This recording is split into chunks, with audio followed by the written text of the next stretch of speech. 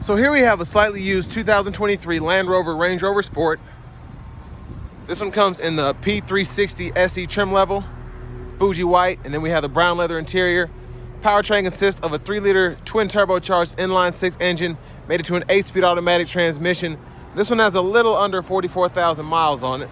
But to the front end here, we do get our LED headlamps, along with the LED daytime running lights. And I like the overall look of the newer Range Rover since they got their redesign, but just a really nice look here. Love the headlamps. But down here to the wheels, these are gonna be 22-inch aluminum. We get passive keyless entry on all 4 doors. Meridian sound system. We have our memory seat functions and power seat functions there. We have one-touch up and down windows on all 4 doors. And then we have our entry exit. We can use that to lower the vehicle to get in and out. We can power fold these mirrors that have blind spot monitors in them. And then we have our electronic child locks and rear window locks there. Power door lock controls. And there's the hood release, lift gate, pedals. We do get a power tilt and telescoping steering wheel, but the controls on the other side of the steering wheel column. And ambient lighting throughout, you can kind of see there. But there's the seat itself. And a big thanks to Chevrolet Buick GMC of Murfreesboro for allowing me to review this Range Rover today. I'll leave a link below in the description. But if you're looking to find the best price on one of these new, click that second link down below. It takes just a minute to fill out your information. I'll make sure the local dealers are fighting to get you the best price on this or whatever new vehicle you might be interested in. But I have the seat up front adjusted for someone of my size, being 6'3" with longer legs. So there's the space there. Seat back pockets are on both sides. AC controls for the rear in terms of just controlling the vents. And then you have 3-stage heated outboard seats. And then down below, you have 2 USB-C ports and a 12-volt right there. But there's a look at the front. Middle seat folds down. Bottle holders here. Then you have a little storage tray as well. Ooh, a penny. And that's a sunshade grab handle. And if you want to hang your work shirt there, you can do that. But I love that we can control the power seat back there. Makes it really adjustable depending on what you're needing to do. I like the wood grain throughout as well. But as we come around to the back end, LED tail lamps, like the dual exhaust as well. And I wanted to just review this trim because it's more the basic one, specifically with the powertrain. So I'm just curious to see how this thing's gonna drive. But back end, tons of space behind the third row. Top tethers on the back of the seats themselves. Then we do have a little extra storage if you need to, 12 volt. And I like that we have a strap here if you want to hold something like a tire inflator kit without it rolling around back here. And there are more places to hang things like bags or whatnot. Spare tires underneath here.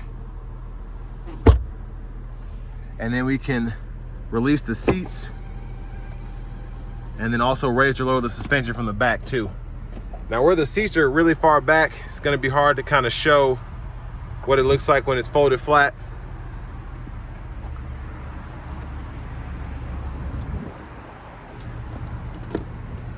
There's a fuel cap. And then again, you can actually adjust the seat back, push of a button there.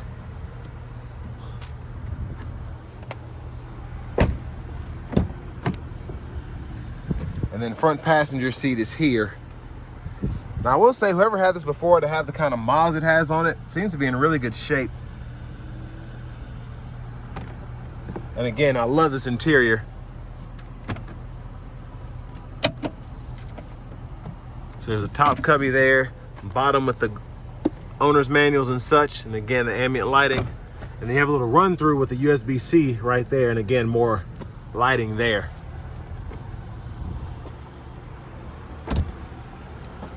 And then soft closed doors, forgot to mention that. But mostly covered up there, again, twin turbo inline 6.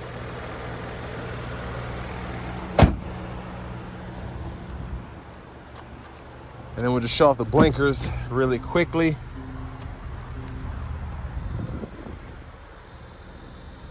And again, the lights aren't dancing like that. That's just how my camera picks them up. Get them in the side mirrors and then up front. Let's go ahead and hop in the driver's seat. So leather wrap steering wheel. There's the horn. I'm just gonna give a quick run through the radio because I've done a 23 Sport, I've even done a 25 Sport, but again, I haven't done this low of a trim. But nav is here if you want to use that. You can also kind of find your points of interest. If you want to find food or parking, whatever. For audio, we get our AM, FM, XM. You get CarPlay, Android Auto as well. And then you can use the indicators there if you want to use that.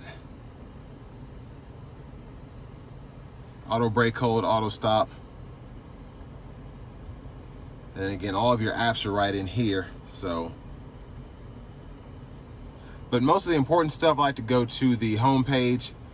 You can scroll through, see the compass, slope assist, the wheel info, weight sensing, and then the energy impact I really like, so you can see what's actually using all of the energy, whether it's the heated steering wheel, the lights, the seats, or as you can see, mostly the HVAC there. And backup cameras here.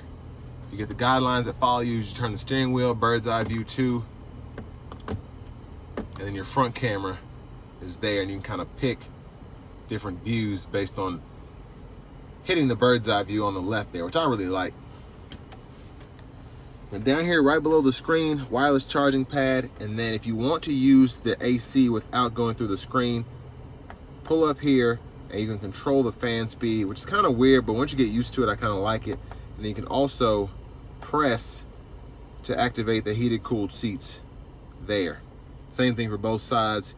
Windshield deicer is there, but then you also have shortcuts if you want to hit the buttons to adjust fan direction and whatnot in the middle. For the shifter, hit the brake. There's a little button on the back. You push that in, drive. You have that sport mode, and then you can kind of tap up for neutral and then push all the way up for reverse, all while holding that button. And then press P for park. Volume knob is here. And then for your four-wheel drive, if you want to go through drive modes there, you can. And then all of your four-wheel drive is on the right side. Wade, sand, mud, ruts, grass, gravel, all that. And then you have the comfort, eco, and the dynamic. And then you also have a button there for the downhill brake control if you want that. Now you can stow everything in here or push it back. Your bottle holders are there. And then you have a center console cubby space in the middle. And then while that sunshade goes back, here are the sunroof controls right in here. And then you have a garage door transmitter in the rear view mirror. But very quiet sunshade, which I like, and I like how tinted the roof is as well. I'm just gonna show you that tilt, and then hit it a second time. You can slide that back.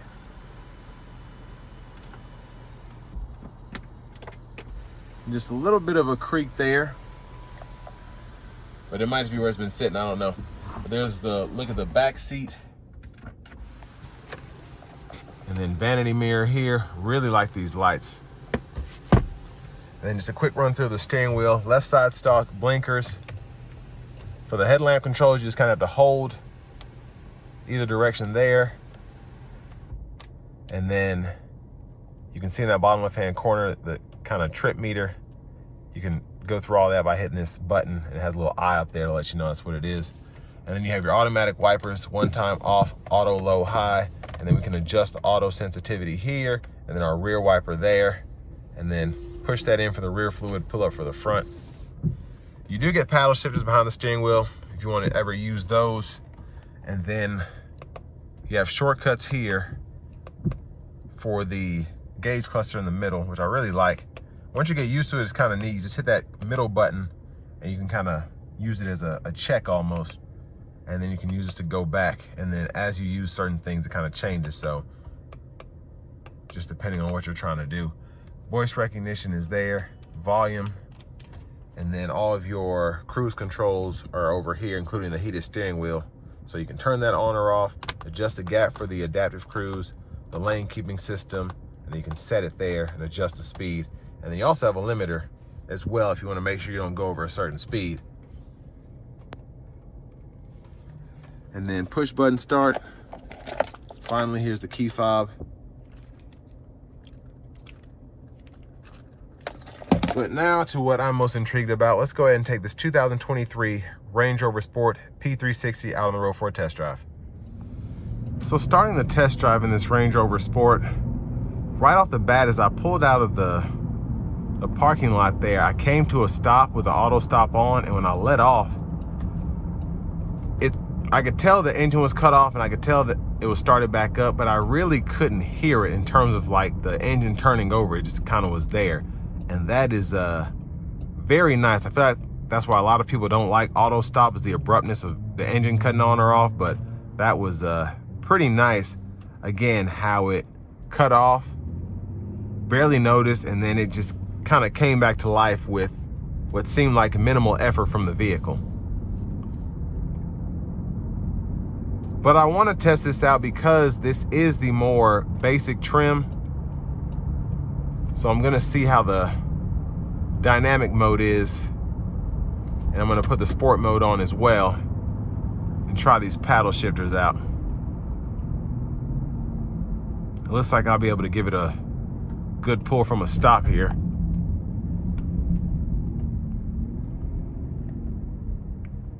Here we go.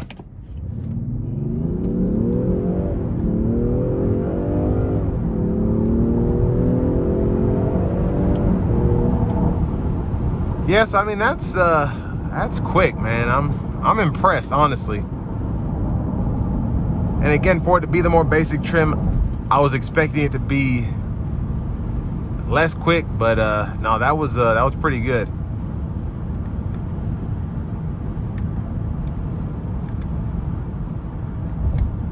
Now, I will say I can't ever get these cruise controls to work correctly, but here's the lane centering with the adaptive cruise. System's pretty good, I think. I can feel it not necessarily keeping that perfect line, but for the most part, it's about 98%. I mean, it's about as good as any other system, but relatively quiet coming down. I mean, it's quiet coming down the interstate. I don't even want to say relatively. I'm hearing just a little bit of wind noise coming through the glass, but the overall insulation is fantastic. And the adaptive cruise feels phenomenal. Just how it was able to slow me down to keep that safe distance between myself and the vehicle in front of me. But it also wasn't like dangerous where somebody could cut in front of me as well. I mean, that's very impressive. But yeah, ride quality is good. Overall driving, I love just the steering feel. You have that almost Bronco-esque feel when it comes to the steering, but it's luxurious, if that makes sense.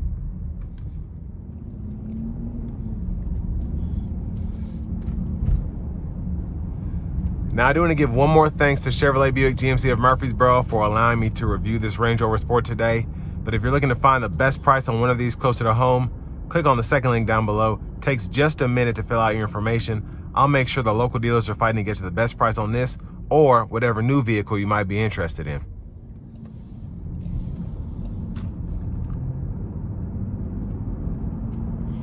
Now, this is priced, I believe it's $67,000 right now, which I think is a good, solid deal for these. Have been running like 90 when they were brand new. But it's a really good SUV.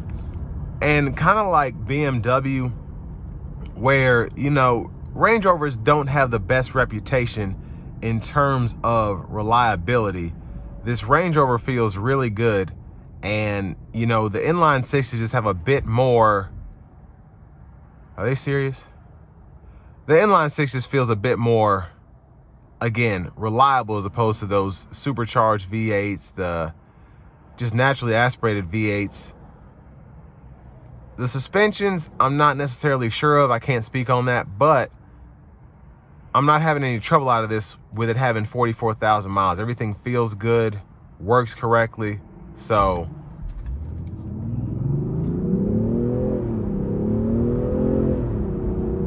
And I love the sound that you get from the setup here. The engine sounds good. It's twin turbocharged, so I mean, there's that. But also, just the exhaust note sounds strong without being too much. Now it is Saturday, so I guess nobody can drive today, but I do think if you can get one of these pre-owned, that's a good way to go. Land Rover has one of the best certified warranty programs, I think, in the business, just in terms of how long and how many miles you're covered. Now, this wouldn't have a lifetime powertrain warranty, but if you were to get an extended warranty or something like that, it'd be a good way to cover yourself. But if you're not going to put that many miles on it and you want to take that risk, I wouldn't necessarily push getting an extended warranty. Again, these just feel more sturdy compared to, let's say, a 25-year-old Range Rover, where the suspension will run you 8 to 10 grand, and then if you need a transmission, that runs you 10 grand. If you need to have the engine rebuilt, that's 8 grand. So this here, again, just feels more refined, feels less breakable almost. Do I know that for certain? No, but there's just something about when you get behind the wheel of something like this and it just feels so clean, so refined with 42,000 miles on it, as opposed to getting a 2003 Range Rover with 42,000 miles on it and you're like, yeah, this thing is a ticking time bomb. So saying all that to say, I feel like there's a lot of life left in this, and this base trim actually has quite a bit to offer, specifically with this powertrain. But with all that being said, this will bring me to the end of my review of this 2023 Range Rover Sport SE P360.